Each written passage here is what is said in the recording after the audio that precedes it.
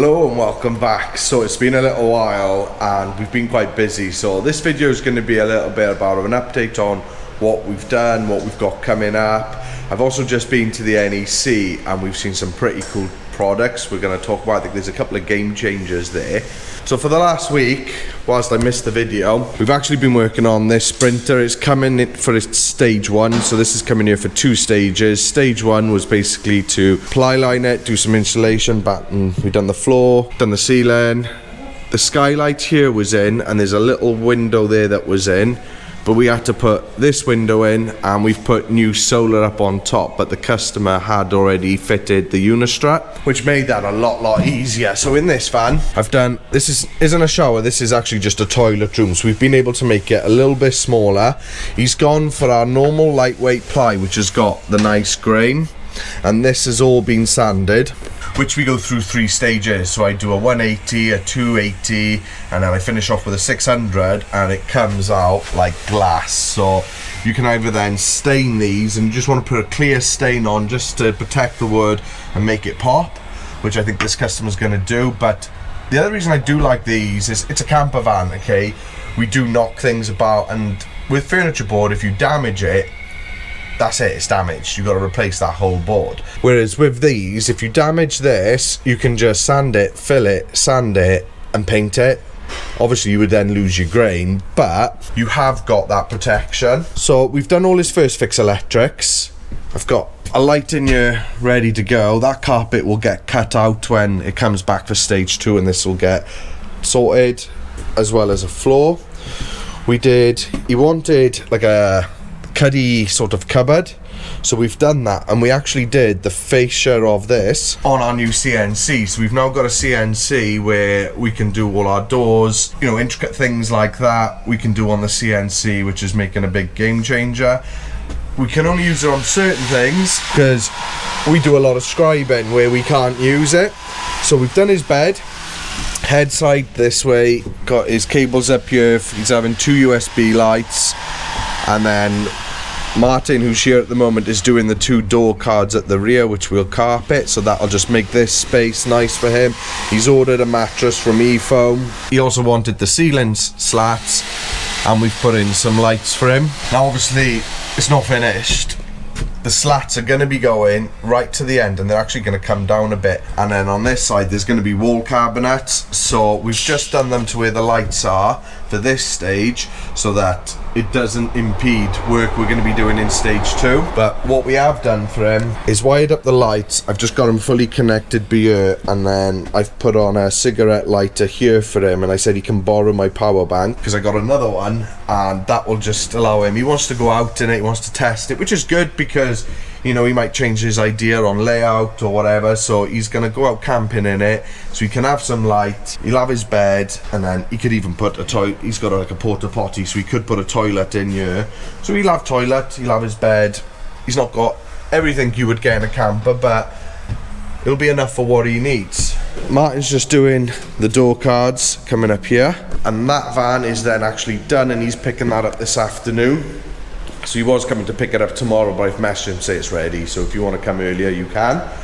And then we're working on this van here. Now this is the one that when I was on the Ducato, it was in the other bay. We showed you we'd done all the windows, we'd done the skylight, all the ply lining, and the floor was in, all the carpeting was done. So all I've done in here at the moment is the bed bulkhead. I've still got to sort of tidy up all the edges on the carpets going all the way around. Got to tidy up his cuddy here so we can get our 1900 full length mattress across here. But before we get stuck into this, I'm gonna do the electric board. So I've cut my panel, and we're having a 20 amp DC to DC charger. He's got a 40 amp MPPT controller for his solar, and that's his 12 volt fuse box, bus bars, 12 volt isolator, and then these 2 devices actually connect to these 2 products here, and that just allows you to have the app, and you can see the details coming from those products via the app. So like with the DC to DC, you can see what charge is coming through. With the MPPT, you can then see what solar you're getting. So we've got those. That's obviously all going to be powered with lithium. So we've got another 2 vans outside. They're also ready to come in for full conversion. So when that Sprinter goes later, then we got 2 vans here that are gonna make their way in. So that one is actually a New Zealand customer. I know, right? We're getting about. And this is a British customer. This one's more of a basic build. That one's more of an in-depth build. So they'll be going into the other unit and they'll just get it ready for me. They'll do the windows, get it all ply lined and pretty much ready to the stage that this one is at, so I can just crack on straight away with the furniture building. We're also going to be doing some more how-to videos, so I'm getting a lot of messages, a lot of emails, and you guys would like a bit more sort of focused videos. I think what I might try and do is we'll try and get it back up to 2 videos a week, and I've got helping hands now, so I don't know if I mentioned we've got a couple of guys starting over the next few weeks, so it's going to give me more time. So what we're going to do is we're going to do sort of, I'll carry on my normal Tuesday video, and then I'll put another video out on a Thursday, and they could be any sort of length depending on what it is we're showing. You know, it could be I'm showing something that's 5 minutes, it could be something that's 20 minutes, I don't know, but we're going to try and do some of them as well, because like someone has asked exactly how we do the floors. So we're going to get that done. Then at the NEC we saw 2 products, as I said earlier, that really caught our eyes. The first one is a blind system for bonded windows. So with the motorhome windows you get the cassettes inside with the fly nets and the blinds, but for bonded windows most people tend to use curtains. They're a bit fiddly, they don't look as great. But we came across something and it caught my eye and I was like, I like that. So I don't know if I could show you on the picture here, but it basically comes in like a carpeted surround ply, and then you have the blind built in. Now there's no fly screens, but you have got a blackout blinds, and they are blackout too. They had a big lamp behind one and you couldn't see it at all. You got lots of different colours then for all the actual blinds, and then the surround comes in pretty much the standard carpets. You got your silver, smoke, graphite, anthracite, wheat and black. They can change the surround and we can choose the ply colour, but they'll also then, we can give them like the opening that we want it for, and they will make them to fit, so they're custom sizes as well. And then the other product I seen, which this product I think may be a game changer. Now it's not actually out at the moment, they were just showing it off, so they had like a prototype there. It's an induction hob, but it's 12 volt, and it's not just 12 volt, it can also be used at 24 volt and 48 volt. For 12 volt induction cooking would be a massive game changer, because you ain't then gonna have to invert that 12 volt to 230 via an inverter to then use that induction. It's not as efficient when you go in from 12 to 230, so if you can go straight from 12, that's gonna make induction cooking far more efficient, and obviously your battery and power is gonna go a lot further. What they're doing is they've got a portable one that sort of goes on a worktop, and then they're also doing another one which fits on the underside of the worktop, so you can't see it, and you literally just put your pan on your worktop, you turn it on and you can boil it. Now I think that's going to be great for campers, because worktop space is always key in a camper, and that's just going to allow us to have nice clear worktop space, but the induction cooker is there, but it's also 12 volt. The only catch is there's only going to be certain worktops we can do that with, because obviously the heat that is going to be generated, so like you couldn't do it on a 22mm oak. He did say it can currently go up to a 20mm thick worktop, but there will only be certain materials we would be able to use for the worktop to make that happen.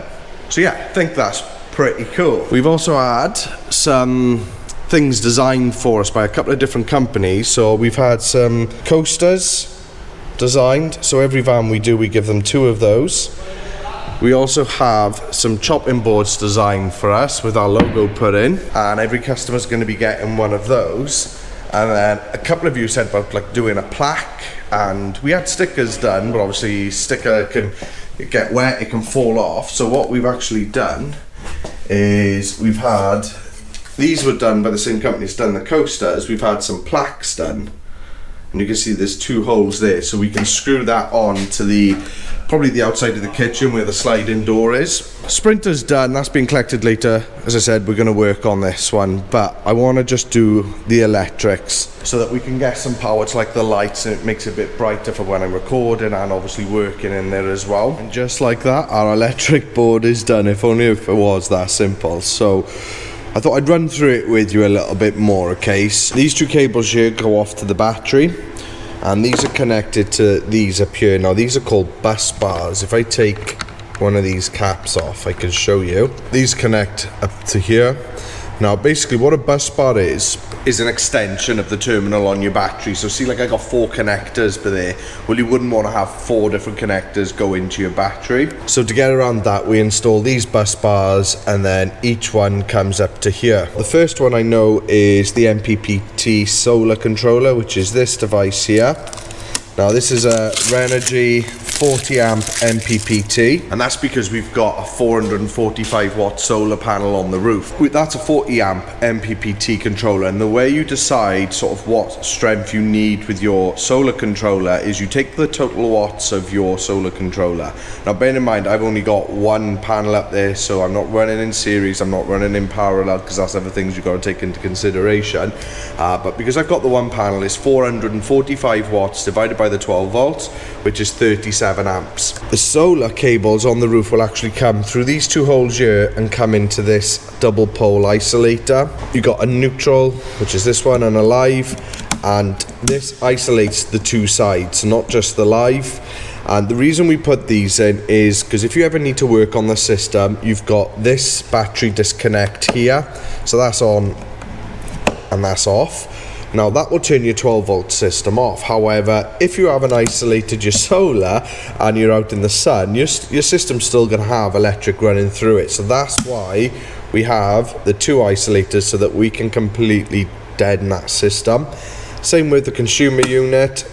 We've got isolator here, and you've got double pole MCBs. Now basically, again, what that means is we can isolate both the neutral and the live, and the reason we do that is it's not so much a problem in the UK, but when you go abroad it can be quite common to have reverse polarity. Okay, so if you only have an isolator on your live and you've got reverse polarity, then your neutral conductor is still going to be live. We've then got a bunch of mega fuses down here, so the solar that comes out of here doesn't go straight into the MPPT. That actually runs through a mega fuse, then it goes over to the MPPT. We then got the second one off here is for the 12 volt fuse board, and again that's got a fuse down here, and then this fuse is the one that actually comes off to the battery. So this side will be connected to the isolator, which will come over to the battery, and obviously the other side goes up to the bus bar. And the last one is for the DC to DC charger. Now this van, which we're starting now, is having gas. He's actually having underslung gas, so we've got a smaller DC to DC charger on this one because it's not all electric, and it's a 20 amp charger. And then, as I mentioned earlier, we have these 12 volt circuit boards. So basically all the 12 volt I've run in the van, all your neutrals will come up to this top section here, and then all your lives will come down here, and this is where you fuse them. Now I know I don't go into great depth on the electrics, and I'll explain why. My main concern is if I show someone how to say do with the electrics, okay, and someone copies that and they haven't taken cable length and voltage drop, or even sized the cable appropriately for the amps that are going to be drawn on it, because there's other factors to it, you know, that's going to cause problems or potentially cause a fire. The same as when you're doing things like crimping, you know, bad crimping can cause problems. So whilst I could show you how to do it properly, it'd be very easy for someone who doesn't fully understand how this works to make mistakes and cause problems. And the last thing I'd want to hear is, oh, so-and-so's van broke, you know, is burnt down, and it's like, yeah, we followed Stuart's electrical sort of guidance on it. I don't want that on my back. Don't need it. It's electric shouldn't be messed with, and you know, I think if you're gonna do it, learn to do it properly, and maybe even just get it double checked by someone, you know, if you're running it. But say the most important part is to size your cables appropriately. Everything is spec'd properly. So I use 3 main cables. Telling a lie, I use 4. So for solar I use 6mm, These are rated at 72 amps. I could use a 4mm and that's rated around 52, I think it is, but I always run it in 6 for the sake of an extra couple of pence. Why not? All my 230 is running Arctic Blue because this is multi-strand, the same as all your 12-volt cables. They've got to be multi-strand because the van is doing a lot of moving, single core, you know, if it's bending or flexing, it can snap, whereas flexi cables or multi-strand even, they just last the test of time. So the two cables I use, if I got them over here? No, they're all my smaller ones. So these are all, I think, 1.5mm, which are rated around 20 amps. And then the other one I use is a 2mm, which is rated about 26 amps. And I say they're all spec'd appropriately for what they're being used for. And that's my standard electric board. So you can see the backboard I've used is our lightweight ply, and this has actually been stained as well. And you can see the grain on it comes up really well. Now what I do is I go through a 3-stage sanding on it. So the first one I do is I go over it quickly with the 80, then I go over it with a 240, and then I finish up on a 600. That one needs replacing, and that brings this board up like glass. Like, it is so smooth, if you to touch it you'd think it was a laminated board. I blow it down with a blower, get all the dust off, and then we put a clean coat on it, and you can see it said the grain comes up absolutely stunning, so I'm well impressed with that. Something that made me laugh this morning, Amelia has come in and she's drawn her own camper van. So you got charging ports, curtains, seats, hob, she said that was an oven, and then a cooker, charging ports for the head of the bed, she said steps, and that's got carpet, she said 2 flowers, 2 single seats. What made me really laugh was it cost 20 grand. This morning I've been up and I've actually put the solar on the roof yesterday, and I've just done the cables coming through with the grommets. You can just see something sitting on top of the solar gland up there, so that's just to weight it down while the silicone goes off. So I'm not going to touch any of that for a good few hours. We'll go back to it later this afternoon. We did have door templates for all our vans. We ended up using them for one of the vans for some reason, so we lost our templates, so we've just remade them. So I've got one here now, this for the rear doors, and these are for the Ducato Boxer and Relay. And we've also done a template for the sliding door. Like this one, there's a window there, so there'll be a cutout, but this is just a template. We need to go pick up more 5.5 so that we can copy this, and then that one can get fitted. So yeah, busy 24 hours. So I realized I've not actually told you the layout on this van, and it's going to be very similar to the previous one. So like most of the Ducatos, you got a transverse bed going across the side because we can get a full length mattress in, 2 bed USB lights up there, and a normal skylight by there. He's got a window in the back door on the head side. We've yet to put the blind and fly screen pod on. He's having a little kitchen by here, and then a bench seat, and then again the kitchen's coming from here to about here. Now I know it's carpeted, we find it easier just to carpet it all in one, but this carpet's coming off by here and it'll be coming off above this kitchen. And we're going to be using something called a Rico board. Now a Rico board is washable, it's fire retardant, and we can get it to, it looks just like it's been tiled, so you get all different sort of metro effect tiles, and you can get other effects on it as well. So we're going to be putting those as a splashback, and then he's going to have lino for the floor in the front and the rubber matting in the rear. Now he also found, I'm pretty sure this is a BMW seat, because these Ducato seats are just silly prices at the moment. To try and get a replacement single seat, they're averaging around 500-600 quid. So he found this BMW one that he's bought, and it already had a Fiat base on it, but he's put in covers on the two, so obviously they'll match in a little bit more, but I'm pretty sure he only paid about 150 quid for that. What I want to do first, that's why I've done the electric board for here, is because I want to do, well, get it in basically so I can use lights, because as you can see, to film or to work in, they're quite dark, and that's with the rear doors open to try and let in excess light. So he's gone for like a mid-grey with a black on the ceiling, and he wants the ceiling strips just between the skylights. We're gonna get those done for him, but that'll be a next week job.